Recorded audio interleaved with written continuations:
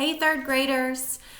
This is Miss Kelly again, and I'm joining you for our second day of read alouds.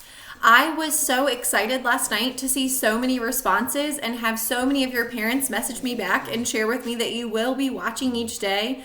I had only correct answers to the question come in last night. I had about 6 people answer, so I'm hoping that more of you will start watching and will answer back. I absolutely loved. I had people who created a comparing and contrasting diagram on paper, wrote their answers on paper. I had parents who messaged me back through Dojo. All of those answers were fabulous. So I loved seeing your work, and I am so glad to hear that all of you are doing well and that you are looking forward to getting on and watching each day. I was really excited to get on and do another video again today because of how many people participated yesterday. It made me feel like that you were actually getting reached and that you were actually listening, which made me really happy to know that we're still connected in that way. So the story that I chose today is called Don't Need Friends, and the author is Carolyn Crimi. Don't Need Friends. Rat had a best friend named Possum. Rat and Possum did everything together. Until Possum had to move to another junkyard, leaving Rat behind. So one fall day, Rat made a decision. Don't need friends, don't need 'em at all, he grumbled.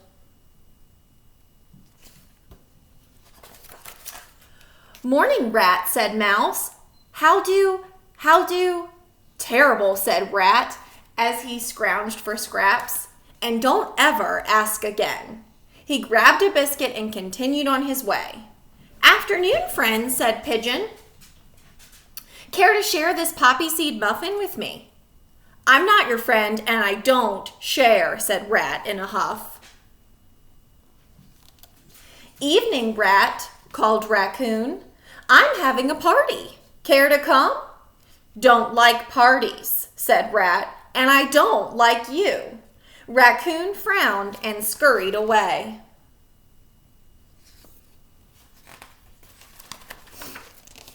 All alone, Rat slept in his crate. He could hear chattering and cooing of the animals and birds at the party. He thought of his old friend Possum and sighed. I don't need friends, he mumbled as he drifted off to sleep. I don't need 'em at all. And on his crate it says, this crate belongs to Rat. Keep out. Rat seems kind of disagreeable and grumpy, doesn't he? Day after day, Rat kept to himself, mumbling and grumbling to no one in particular. If anyone spoke to him, he just sneered. Pretty soon, the animals stopped inviting Rat to their parties. They stopped asking him to share their meals. They even stopped saying hello.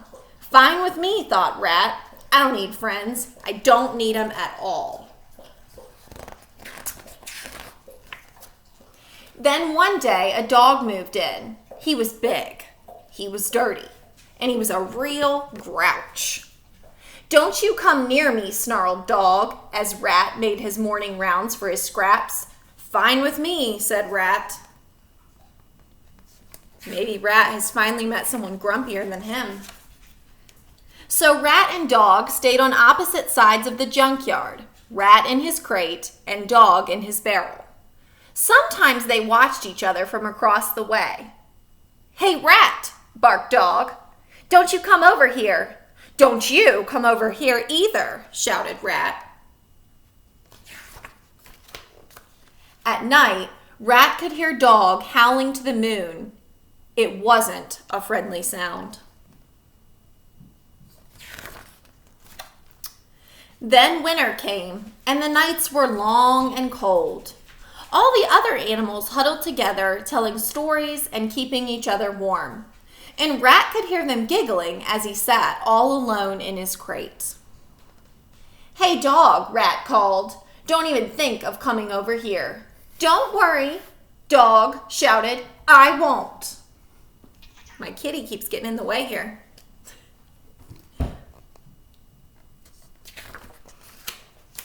But that night, when Rat heard Dog howling at the moon, he wondered why Dog sounded so lonely. Forget about that, Rat rumbled to himself as he turned to his back to Dog howling. Who cares about Dog anyway? One winter morning, the temperature dropped to an all-time low. Snow covered the junk piles. Ice glistened off old hubcaps. The animals stayed huddled together all day, eating the scraps that they had saved for such weather.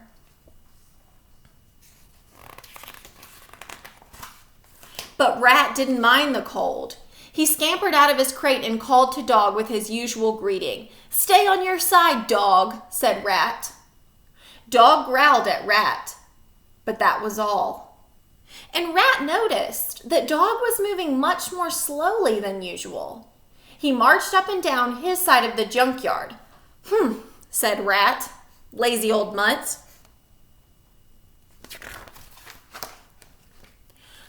When the moon rose that night, Rat waited for Dog's howling, but Dog was quiet. Rat couldn't sleep. He tossed and turned. The quiet was too much for him. "Don't start that howling again, Dog," cried Rat. But Dog only coughed. The next day, Dog stayed inside of his barrel.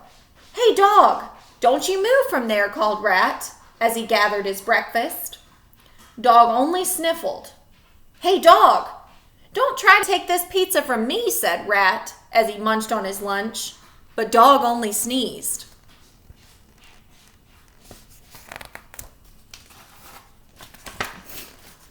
The sun set behind the mountain of junk, and still Dog did not move from his barrel. "Fine," shouted Rat. "Stay in there. See if I care."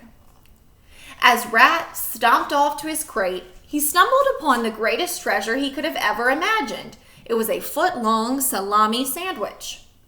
"Better grab this before someone else sees it," Rat thought. He started to drag it home, and then he stopped. It was an awfully big sandwich. Big enough for two. "I don't need friends. I don't need 'em at all," grumbled Rat as he rolled the sandwich towards Dog's barrel. "Hey, Dog, don't move. Stay right where you are." Dog lifted his head and sniffed the air. "Don't you dare bring that sandwich this way," he said, thumping his tail on the side of the barrel. Rat pushed and pulled and dragged and rolled that foot-long salami sandwich right to the front of Dog's barrel. "Don't eat it at all," snarled Rat. "Save some, or don't eat it all," snarled Rat. "Save some for me." Rat ate from one side of the sandwich, while Dog ate from the other. When they were finished, Dog licked his lips and sighed. His eyes looked brighter, and his ears perked up. His tail wagged wildly. "Don't suppose you want me to say thank you," said Dog. "Nope," said Rat, "I don't." A fierce wind whipped through the junkyard, making Rat's fur stand on end. Without a word, Rat crept inside of Dog's barrel and curled up next to Dog. "Don't expect me to let you do this again," said Dog.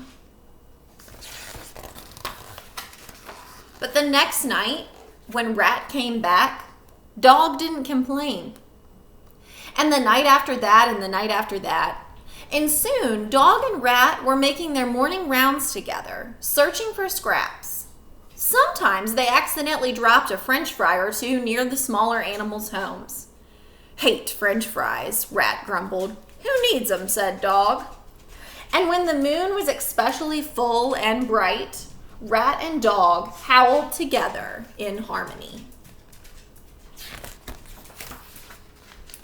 "Don't need any friends," thought Rat each night as he laid next to Dog. "I just need one."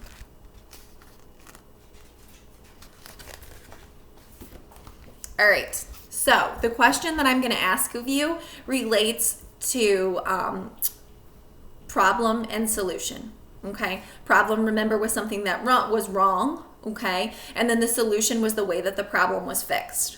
So what was the problem that the two main characters had? And by main characters, I'm talking about Rat and Dog. So what was the problem that the two of them had? And then think about the solution. What was made better by the end of the story, and what lesson did they learn? Think about it, enjoy the story today, and then share your answers out with me. I'm going to give another day for the first video just to see if I get a couple more answers. And then on tomorrow's video, I'm going to put all the names in for people who answered back to me. And then I'll draw one out on the video and I'll let you know who our first prize winner is, so I can go ahead and send a little something off to them through the mail. So I will draw tomorrow for our first book, and then I'll give like today and tomorrow for the Don't Need Friends that we just read together today. So I'll give about 2 days per story. That way I get enough people the opportunity to watch and to listen and to respond. So think about the answers to that. Once again, think about what was the problem that the animals had and how did they fix their problem? What did they learn by fixing their problem? Okay, bye-bye.